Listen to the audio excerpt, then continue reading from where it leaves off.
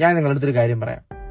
നമ്മളൊരു കാര്യം ചെയ്യാൻ പോകുന്നതിന് മുന്നേ നെഗറ്റീവ് പറയാൻ 100 പേര് കാണും. അങ്ങനാണ്.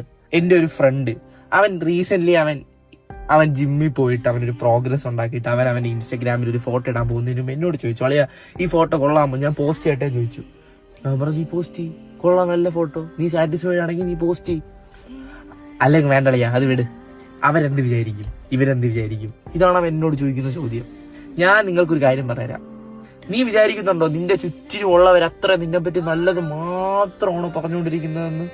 മനുഷ്യൻ അങ്ങനെയാണടാ. ഒരാളുടെ നല്ലത് പറഞ്ഞില്ലെങ്കിലും നെഗറ്റീവ്സ് എന്തായാലും പറയും. വാ മൂടിക്കെട്ടാൻ നോക്കിക്കഴിഞ്ഞാൽ എല്ലാവരുടെ വായി മൂടിക്കെട്ടേണ്ടി വരും. നമുക്കൊന്നും ചെയ്യാൻ പറ്റില്ല. നമുക്ക് ചെയ്യാൻ പറ്റുന്നതെന്നറിയോ? നമുക്കിഷ്ടമുള്ള കാര്യങ്ങൾ ചെയ്ത് മുന്നോട്ട് പോവാന്നുള്ളതാണ്. ഇവരെന്തിനാണ് കുറ്റം പറയുന്നതെന്ന് നിങ്ങൾക്കറിയോ?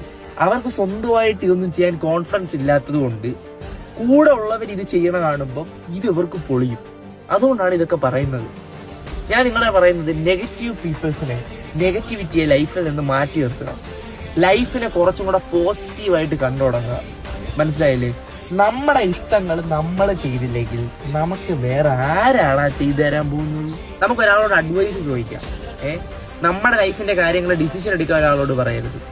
അവരെന്ത് ചിന്തിക്കും, ഇവരെന്ത് ചിന്തിക്കും എന്നുള്ള തോട്ട്സ് ആദ്യം നിന്റെ തലേന്ന് കാണാം. നിനക്ക് ഇഷ്ടമുള്ളത് ചെയ്യും. ജഡ്ജ് ചെയ്യുന്നവർ ജഡ്ജ് ചെയ്യട്ടെ, നമ്മൾ ആരെയും ജഡ്ജ് ചെയ്യാണ്ടിരുന്നാൽ മതി. ഞാൻ പറഞ്ഞ മനസ്സിലായെന്ന് വിശ്വസിക്കുന്നു ഗൈസ്. Love you, by.